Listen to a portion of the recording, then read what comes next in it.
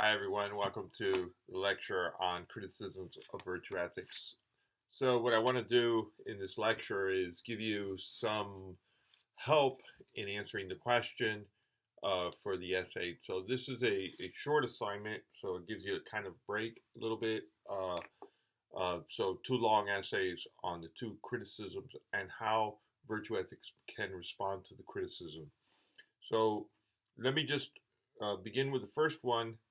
The first criticism is that virtue ethics as an ethical theory is too vague. It doesn't give us sufficient precision with respect to what it is that we need to do the right thing. Virtue ethicists say, listen, you need to have a virtuous character, but how do we know exactly who are the virtuous people? So virtue ethicists say, look at a virtuous person, and then you'll learn to do what is right. But how do we know who's virtuous? And virtue ethicists may say, well, just look at the people who do what's right. Yeah, but how do we know that? Well, it's the virtuous. Look at the virtuous people, right? So it kind of goes around in a circle, right? And this seems problematic. So this is a criticism. So this is a problem for virtue ethics. Now, um, the idea of vagueness, just so you understand it, I gave you an example. If you say John is rich, the word rich is vague. I don't know what you mean by that. It's not precise enough. Do you mean he has $2 million, $3 million? His net worth is $5 million. What do you mean by rich? Do you mean he's has a good job? Or so rich is a vague word, right? That's what it means. So the criticism is that virtue ethics doesn't it's too broad in its interpretation of what is right. So the example I give in the PowerPoint is if your boss says, look, your job, your responsibility for your work is to work hard. And if you work hard, you're good.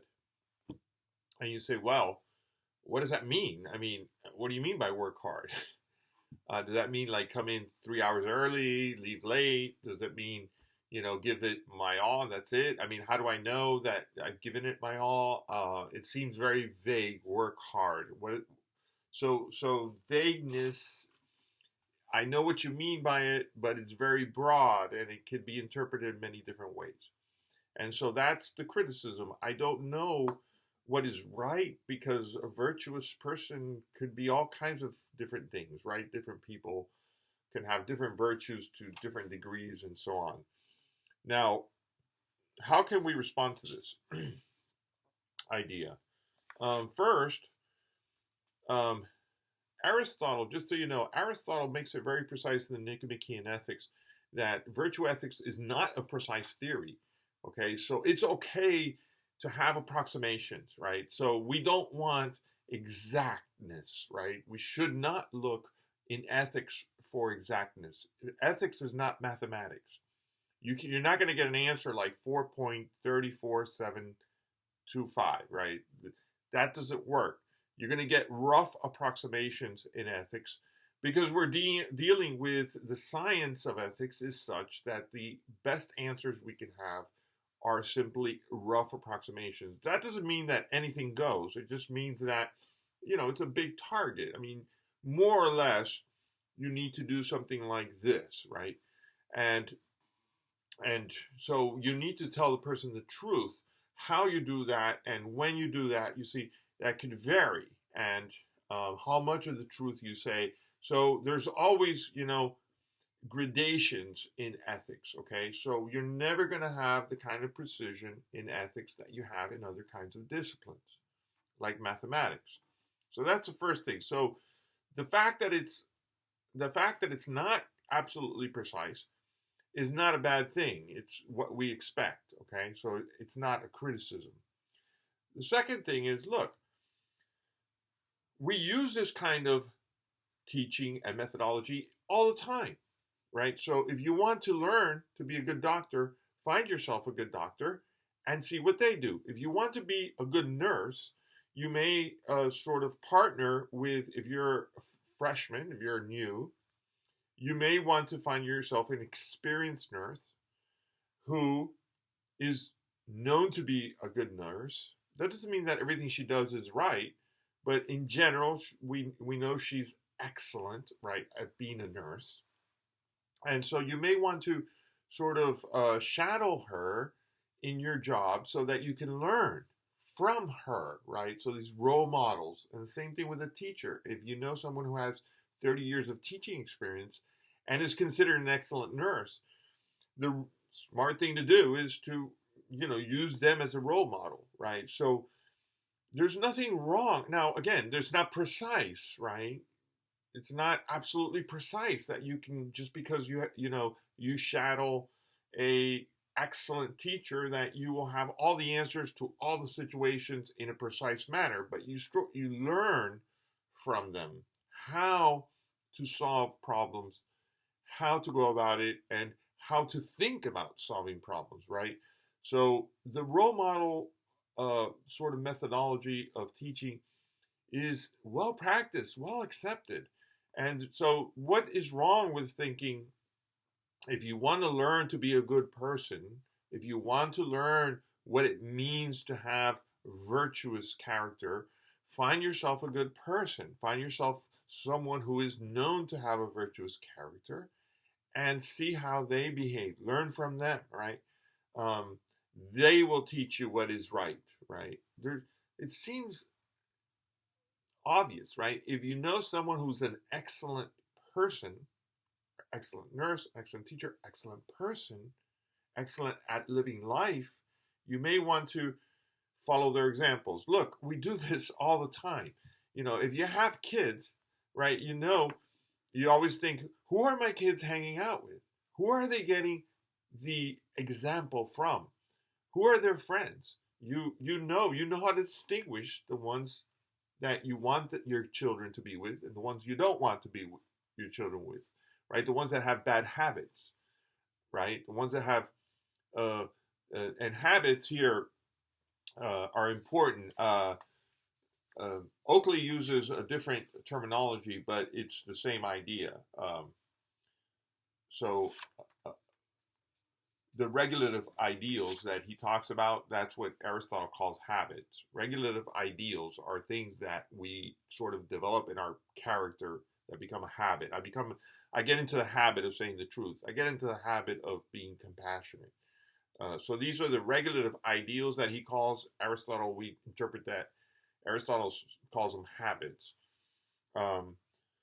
So the final thing is, I think the final response that we can say to this criticism is that, look, there is still something more foundational. It's not just looking at a virtuous person.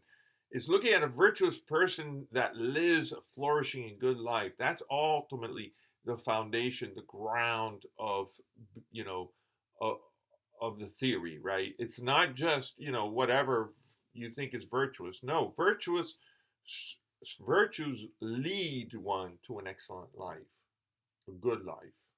Okay, and I don't want to get into what is a good life, but just so I think intuitively we know that a good life is a person that lives a good life is someone who's ultimately successful in many of their life projects, right?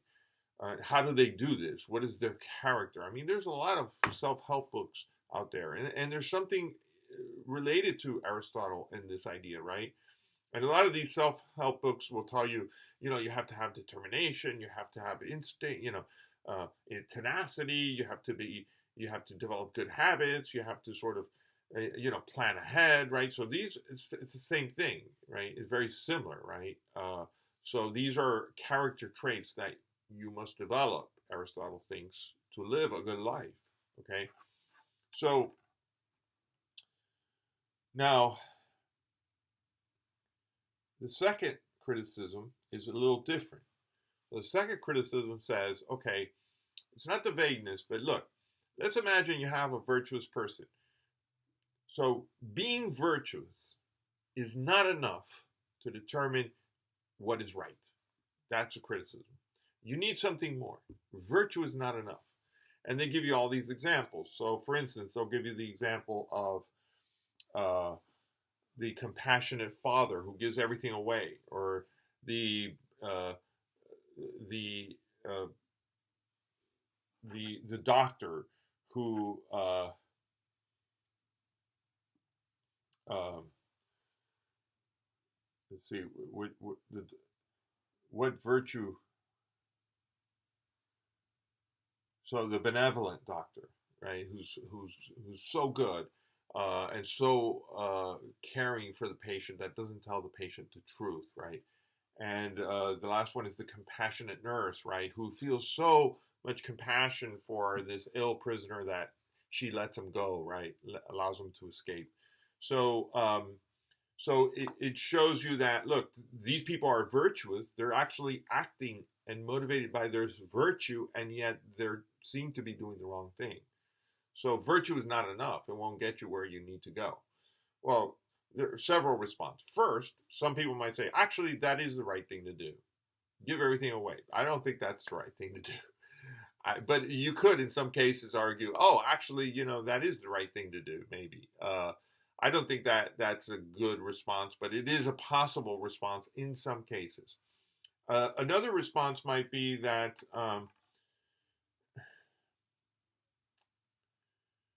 that it looks like the person is acting compassionately, or the person certainly thinks they're acting compassionately, or they think that they're being benevolent, okay, but they're not.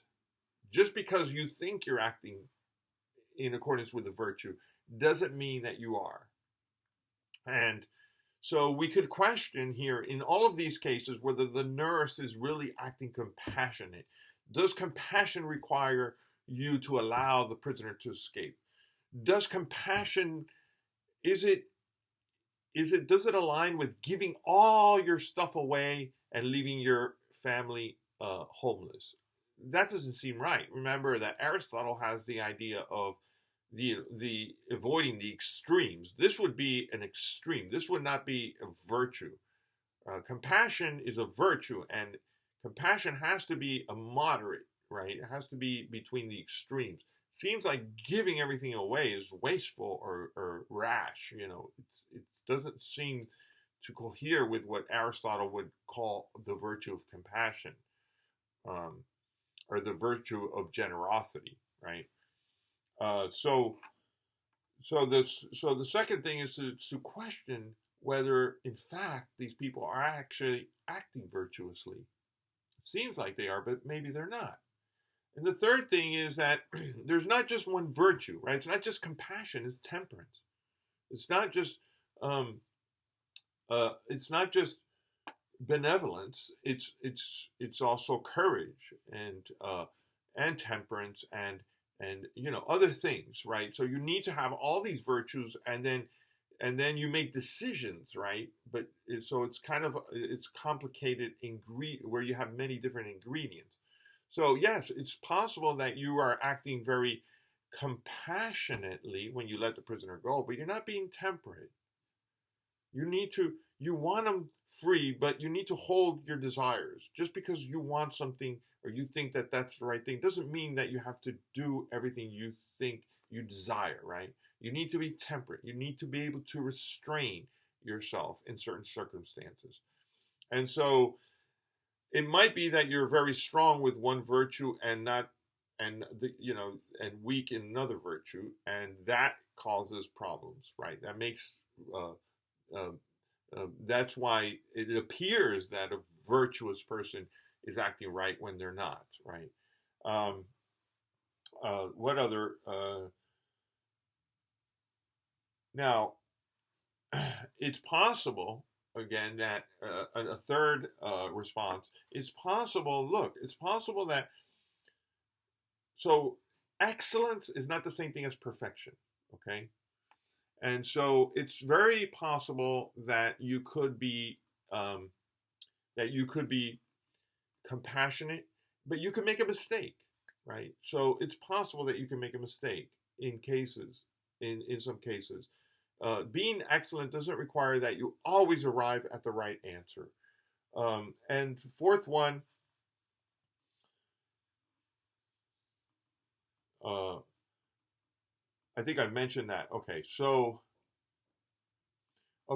I think I've mentioned all four responses. The last one is, I think, the last one is simply the idea that it's possible that a virtuous person makes the right decision, but it doesn't mean that you know all the facts to the case, and you can still make the right decision and be wrong.